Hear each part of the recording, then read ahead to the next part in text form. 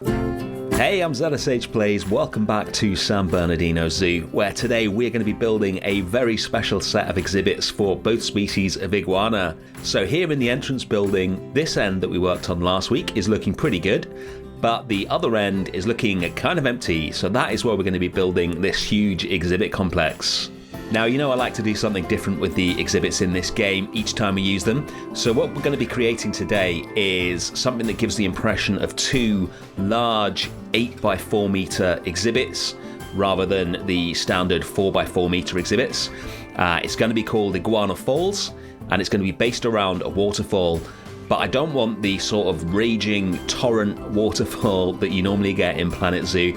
I want one of the really nice waterfalls you often see in botanical gardens and places like that.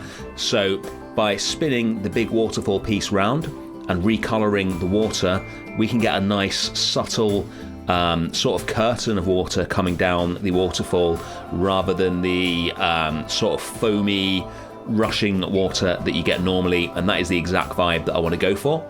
And then we're going to surround it with something that I think will tie in the animal wall theme that we have on the front of the entrance with the tree frog oasis that we have in the water terraces. So we're going to bring our iguana back from hanging in midair where he was.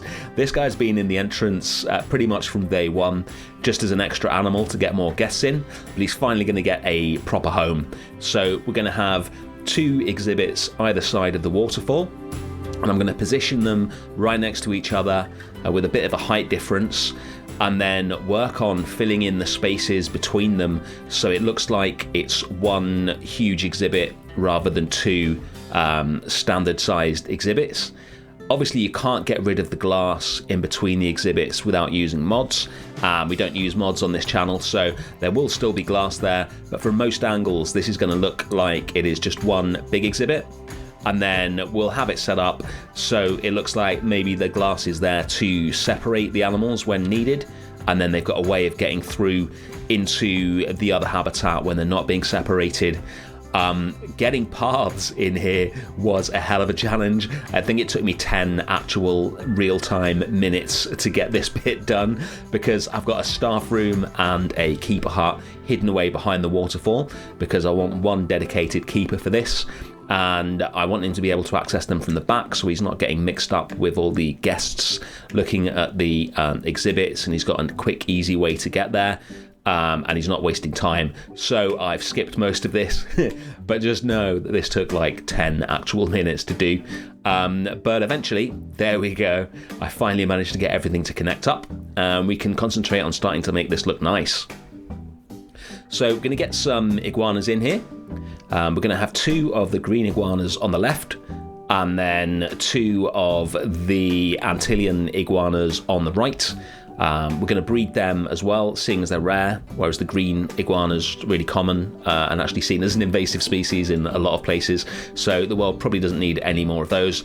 And then what we're going to do is use the decorations inside each exhibit to make it look like it's one continuous exhibit, so making sure that they're spun round, choosing different decorations in each one, using the rock walls to close off the back and the sides, leaving the glass in the middle. We're eventually going to use pieces inside the exhibits to join up the little bits of water, put some extra plants in, and just make this look like one 8x4 exhibit. We'll do the same thing on the other side, but in a slightly different style so they're not both identical. And you can see me spinning it there so that the water in the right hand exhibit looks like it's flowing down into the water on the left hand exhibit. And we'll be doing a load of work with the special effects pieces to enhance that illusion a bit later. And then we're going to get some rocks in and start designing the rest of it. So going to be using a similar style to what we did on the outside of the entrance, but in a different colour. I want a really deep sort of browny grey for this habitat. We'll get some animal statues in, of course, and just make this look really nice. I want it to look different to the entrance. I want it to be quite dark and striking rather than the more sort of cheerful look of the entrance, but I still want it to be in the same sort of vein so it ties in. Got to be really careful with these rock pieces. I love how they look, but they're absolutely huge. If they stick out too far at the front, the guests are going to sink into them when they're looking at the exhibit. And if they stick into the exhibit too far, they're going to cover up the iguanas when they're near the front of the exhibit. So just need to keep experimenting with those until we get it right.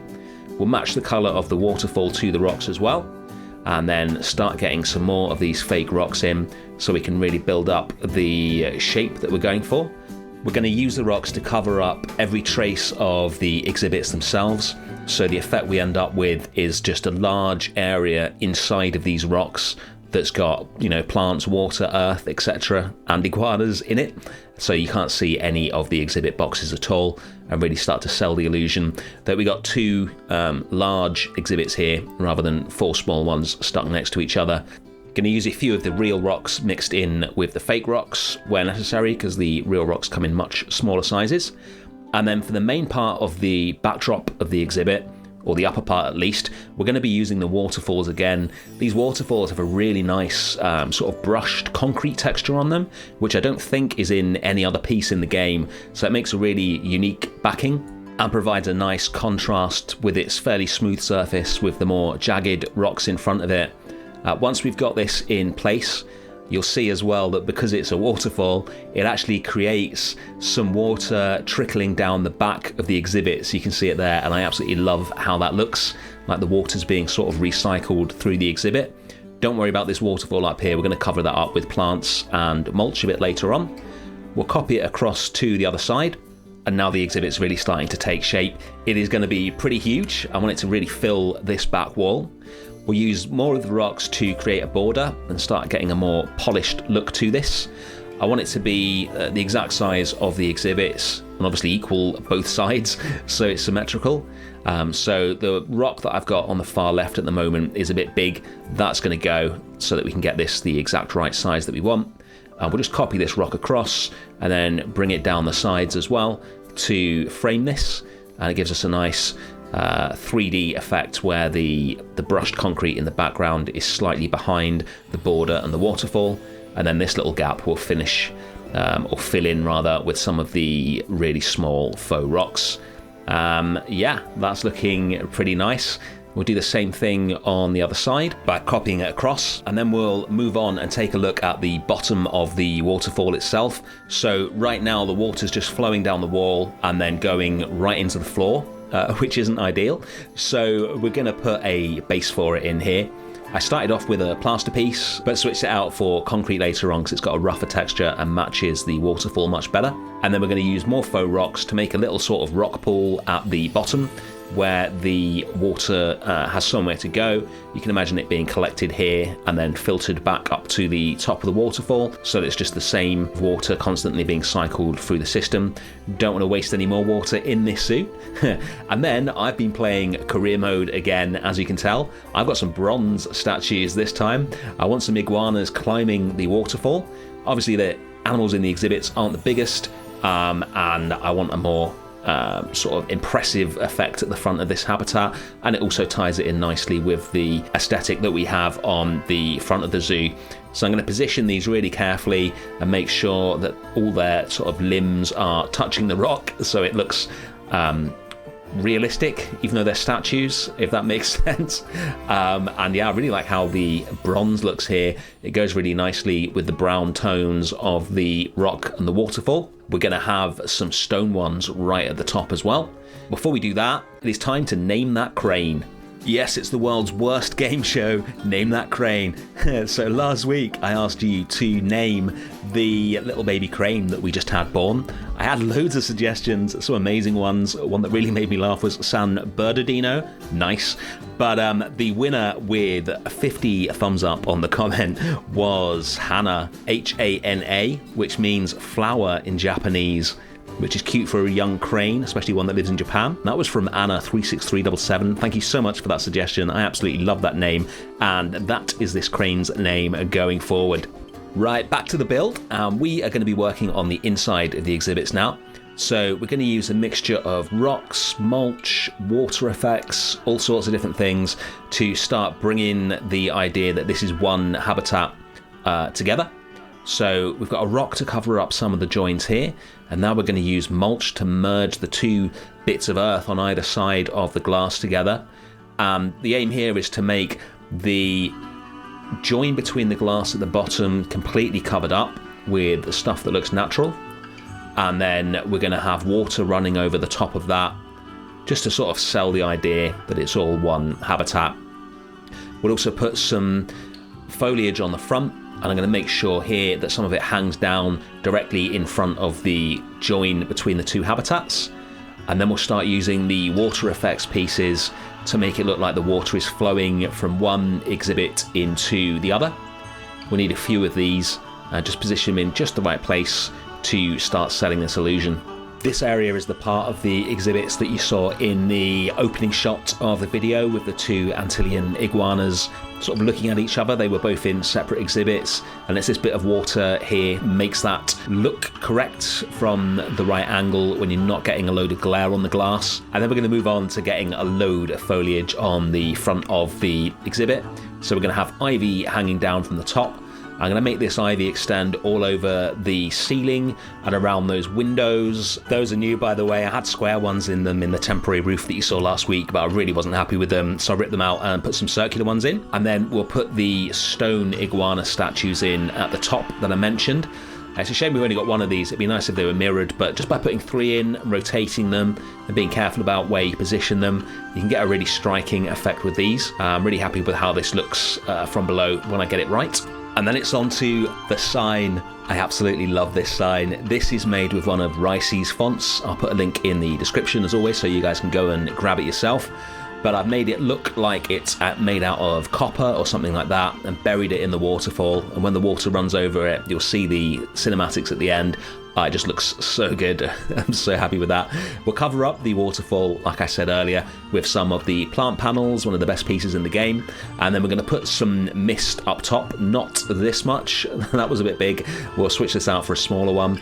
And then just put them all along the top of the roof, so there's always some sort of mist curling around the top, which looks really cool and highlights the iguanas up there. And then we'll put some more foliage in around these windows, and a few more buried ponytail palms and things like that at the top, just so we get a really lush look up here.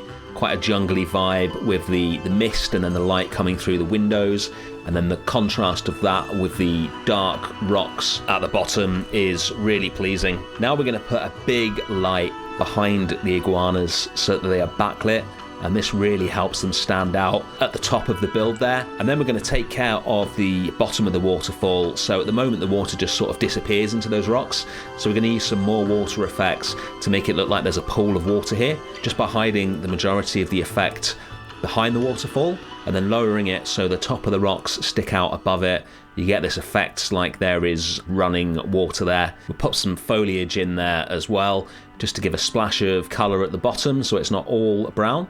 And that's the front of the exhibit pretty much done. We can move on to just finishing off the sides and the back of the exhibit and sitting it into the entrance so it looks cohesive. And while I'm doing that, I have got a question for you guys. So far what we've been doing on the zoo is kind of the easy stuff. The little flamingo habitat, an exhibit here and there, the entrance, etc.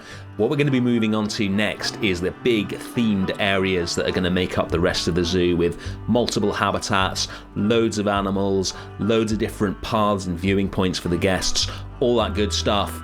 And to be honest with you, producing a weekly video with a finished build for you guys to look at is going to be pretty much impossible when we're working on that kind of scale, especially with the level of detail and realism I want to get into it. So my question is, do you guys want to see weekly videos continuing? However, some of the videos might only have, like half of a habitat and stuff like that in them. Or would you rather have videos every 2 weeks, but with more stuff to see in each video? Now, if the videos are every 2 weeks, there will still be a video on the channel every Saturday. I've done one every Saturday since this channel began, and I do not intend to stop. But in terms of San Bernardino Zoo, the episodes would be every 2 weeks. Or we can have one every week, but potentially with less finished stuff to see in each episode. Let me know in the comments what you think. I want to make sure that is going to work with you guys before I do that. Anyway, we just have one final billboard to place in here, and that is the build done. I am very, very happy with how that looks. The iguanas look awesome in their new giant exhibits, and the front of the habitat looks really cool. Love the lighting and the way the water is just running down the front of that rock rather than sort of rushing down it, like I said right at the start. Let's take a quick look at the entrance. This is pretty much finished now, along with the transport hub. Well, to be honest, the transport hub needs a bit more work doing on it, but we're getting there. Thank you so much for watching, as always, guys, and I will see you again soon. Bye.